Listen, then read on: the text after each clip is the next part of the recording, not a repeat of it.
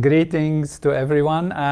We're just waiting for everyone to come in. It's the right time right now.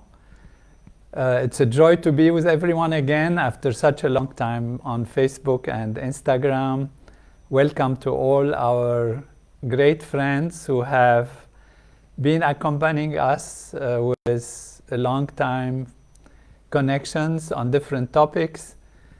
And it's a joy at this time to be able to share with you a great news, which for me has been something that I've been waiting for a very long time.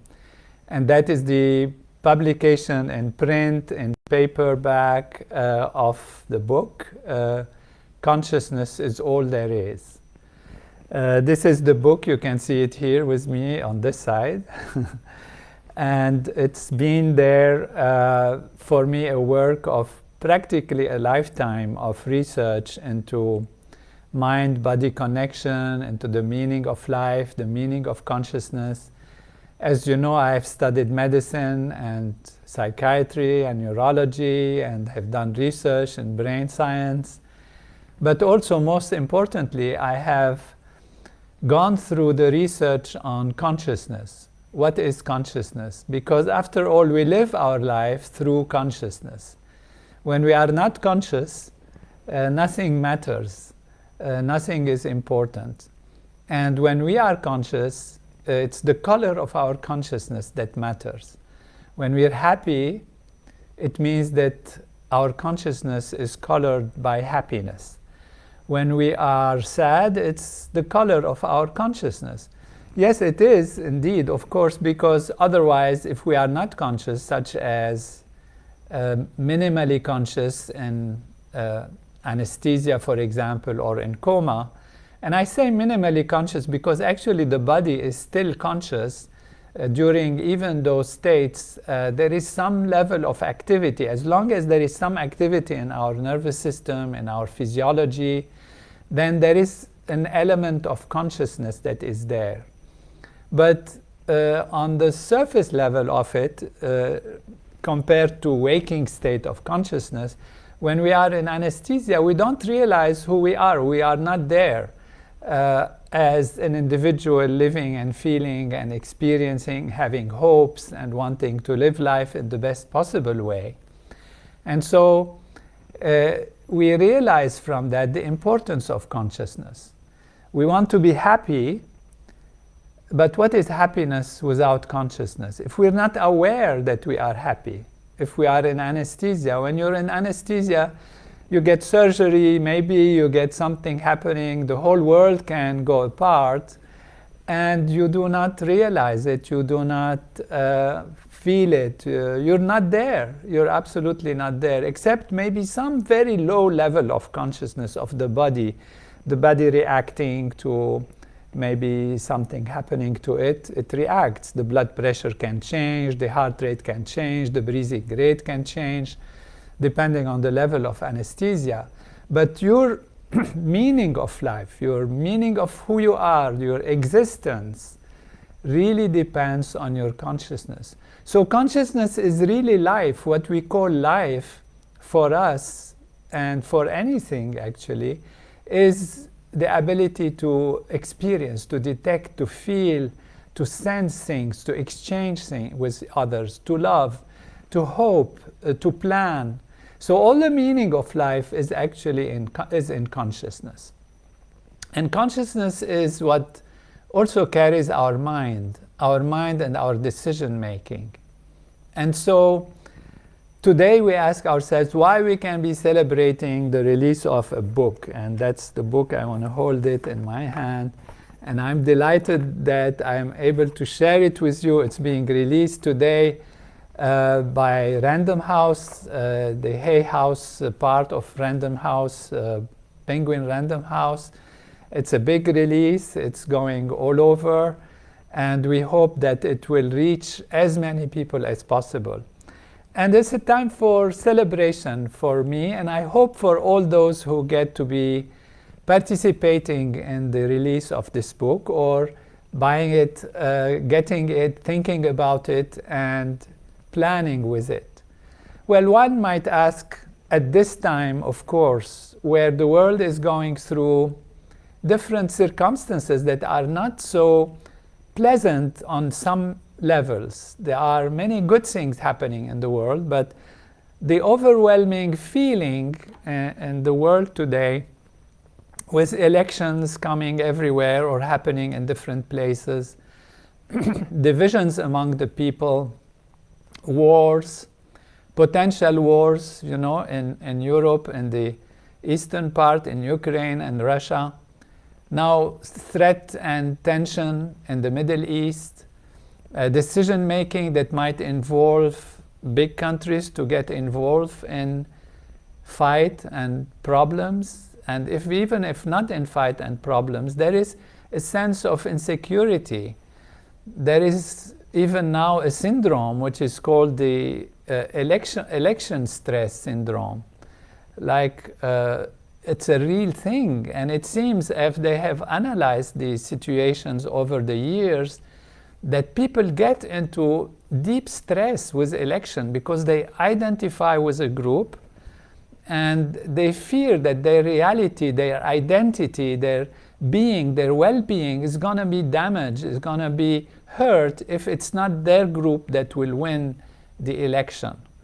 And so this has happened, and the study about it has shown that in 2000, for example, 16 or 2020, the stress went from 48% to 68%.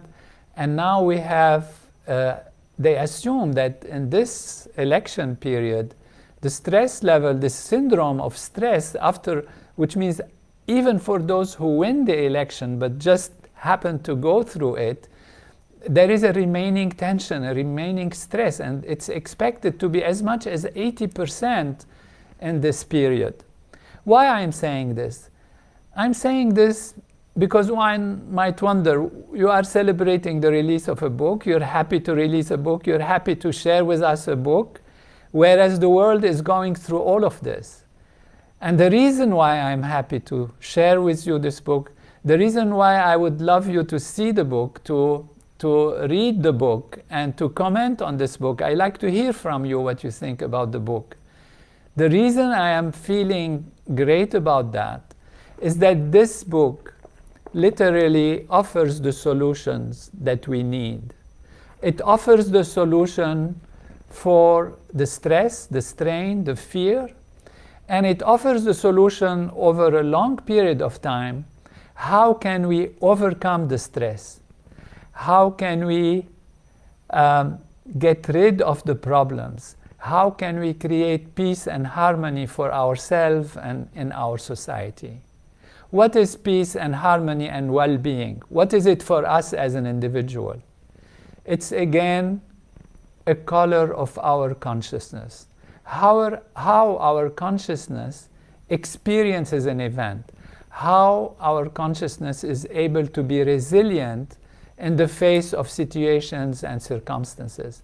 How our consciousness lives and experiences what we are living and experiencing on an individual level through our body and mind. So there are all of these aspects that influence our consciousness that have to be taken care of. And this book presents the logic of why and how consciousness can be influenced, how it can be made to be full, how can we actually rediscover ourselves, rediscover the fullness of ourselves, the fullness of our being, and live life in perfection, live life in wholeness, live life in peace and harmony. This is the promise based on scientific research, based on the ancient knowledge, based on even all the spiritual teachings that we have, and based on all the explanatory power that it gives. It explains to us why we are here. What's the purpose of life? Do we have the ability to do something about it? Do we have freedom? Or is it all deterministic? Is it all completely determined by strict laws, and how can we explain that there are laws and there is cause and effect and there is action and reaction, and yet explain the ability to have freedom, to make decisions, and to be masters of our life. And therefore, it is really a very profound milestone of understanding, which comes from all the ancient traditions, all the ancient wisdoms, and all the modern thinking and the decision-making, the thoughts, the writings of all the wise people put together in a systematic way to explain why consciousness is primary, and why and how, after all, we live our life in consciousness. And most importantly, what can we do about it? That we can actually expand our consciousness. We can expand our sense of being, our sense of who we are. And that rises us, gives us a way to lift ourselves above the limitations of our small self and be able to embrace without fear all the others. Whatever one's belief is, whatever one's belonging is, whatever one's religion is, whatever one's race is, one's gender, one's education in life, one's background, all of this really can be enriching to life, which means all of these differences can truly be enriching to life and can help us to get over difficulties and problems if we are established within ourselves in our pure being. And for that we have technologies of consciousness. We have created Consciousness Advisor Program. We have the Transcendental Meditation as the main technique that takes us back into ourselves and allows us to experience that we are living at the level of the roots of life rather than on the surface alone. So we enrich the roots of life, and by enriching the roots of life which are within us, we are able to enrich all the fruits and all the flowers and all the outer aspects of life that appear on the surface. So there is an understanding which is very important, because all starts with knowledge, with understanding. So when we understand something, we say, well, this food is a nourishing food, then we accept to eat that food. When we understand that exercise is good for us, that a daily routine that is balanced, then we actually do those daily routines. Then we actually do the exercise. So understanding and knowledge is very important, but it's the actual practice, of course, that leads to the results. What is presented in this book, Consciousness is All There is the fundamental value of why and how developing consciousness, understanding consciousness, and the ability to do that can make us live a better life.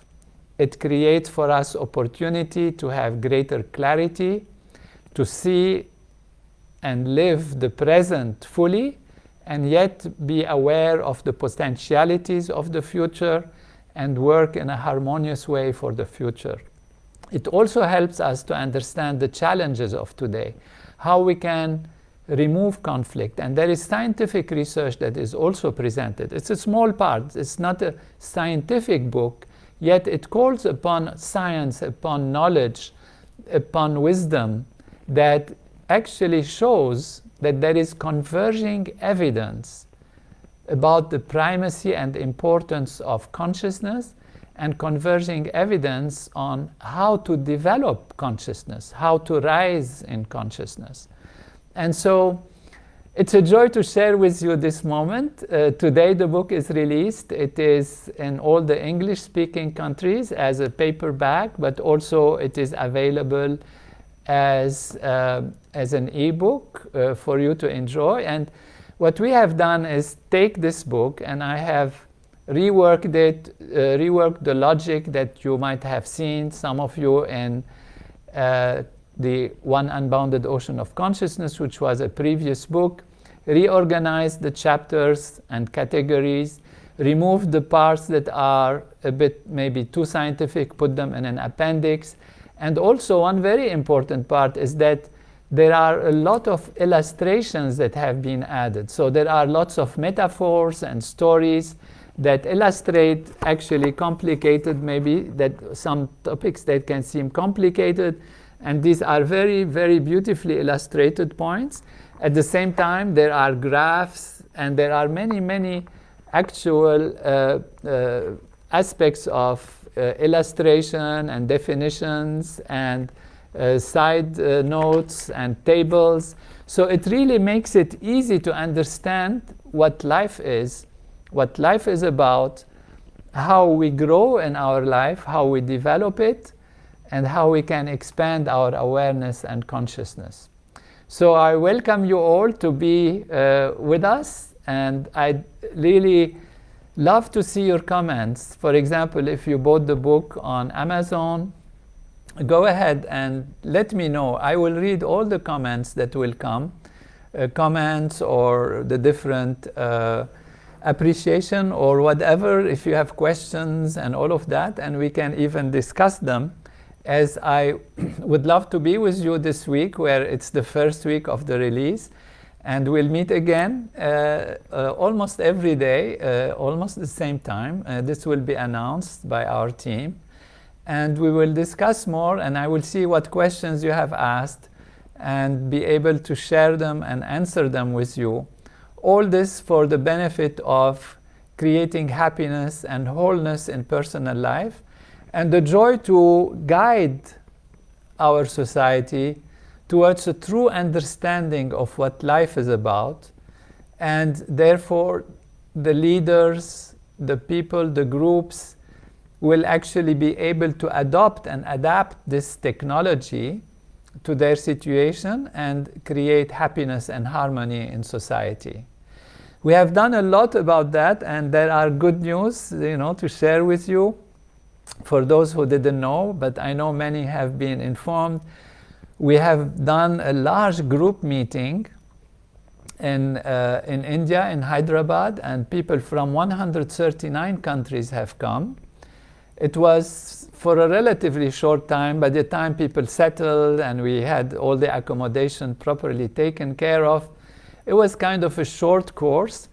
And the intention of this course, with 11,000 people that came together, is to make a difference in the world. But the main intention has been that a large group of people who practice the advanced techniques of development of consciousness that Maharishi Mahesh Yogi has brought to light and that have been studied scientifically in a profound way, that shows that when a square root of 1% of a population practices these advanced techniques together, then the deepest intention, all the good happens. Our experience has been always that when such large groups come together, then peace and harmony can dawn and start happening. There are indications of changes that happen in society. And this has been done many, many times. There are 116 scientific research studies that show the effect of this technology of consciousness on individual life, but also on social life. However, what we have also shown, and what has been shown, what unfortunately in a sense, but what to do, that's the case, that when the groups stop being together, then problems come back again. So due to the tension in the world, and it's a phase of tension that is happening in the world, we can't ignore that. We did that large group, but the intention was that it becomes permanent, because we don't want to flash the light and then the darkness disappears right after the light goes away. So the intention was for this group to become permanent. Not this group necessarily the same people, but that there are large groups that are together. And the intention has been fulfilled in the most amazing way. There are many leaders, great leaders in India, that have actually come and studied the science behind it and the effectiveness of it. And they have now decided to establish these large groups.